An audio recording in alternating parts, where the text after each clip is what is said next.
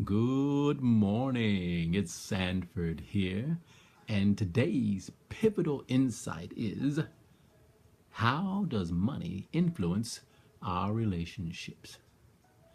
Now, one inevitable fact that we have to clear up right away is that we are living in a capitalist society. In other words, if you got the dough, you can get the flow. And basically, what I mean by that is if you got money, you can travel. You can buy the things you want for yourself and for your family and for your friends. You can help your community better. You can you can be prepared for crisis situations, and that's just something that just is. And since the influx of money into our society, that's how the society has been run. And I think it's very important to recognize that. So that's an undisputable fact. You need money in the society to get things to go places and to help in situations that require money. Now, how does it influence our relationships?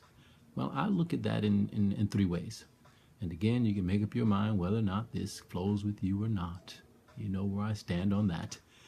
One, some people look at money as if, well, look, we're in this relationship and I got all this money, so you do what I tell you to do.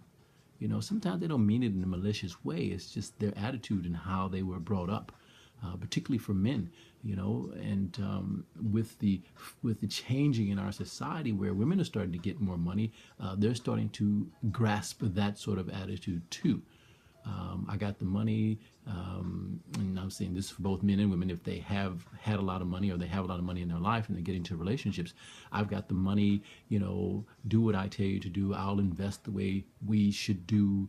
You know, this is how I think we should handle our money best in the family, that sort of thing.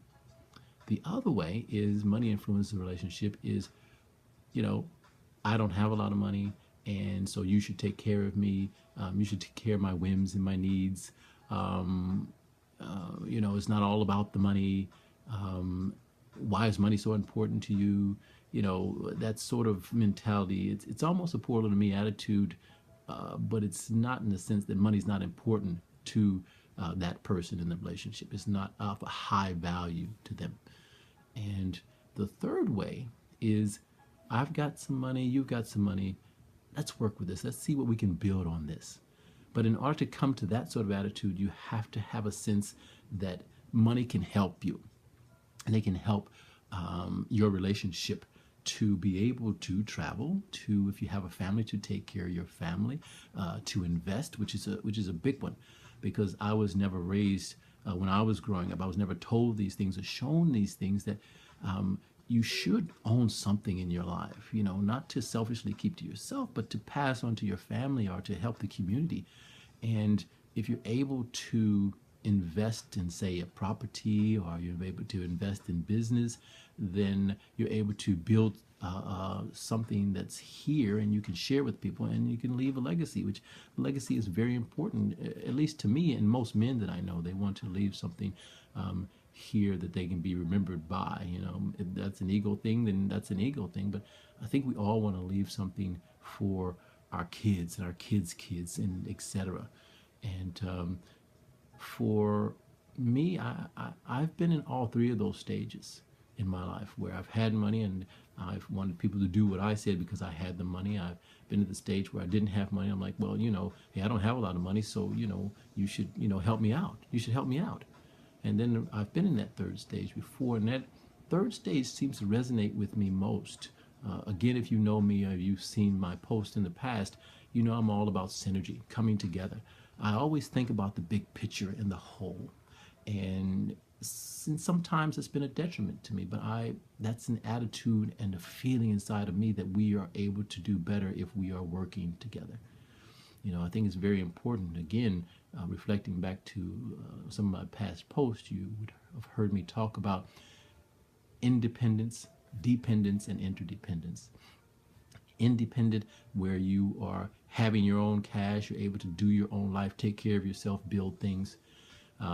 That dependency where, say, perhaps other people are taking care of you, you've had a bad turn, or if you're a child, of course, you're depending on your parents to help you with your things, help you with school, help you with university. And then there's that interdependency, which is that last relationship with money that I was talking about, that coming together to build something together.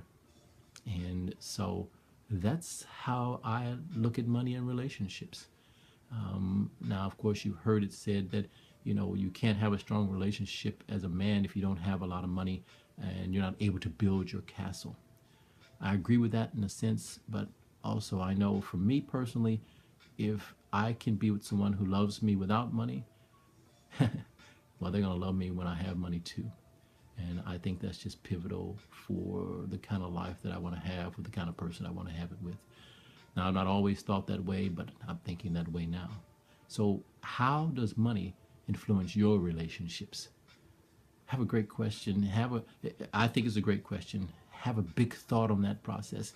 And for me, I say, look at the synergy of it. See how well you can work it together. Whether you got a lot of money in your relationship or you got a little bit of relationship, I think it's far better to come together and build that interdependency.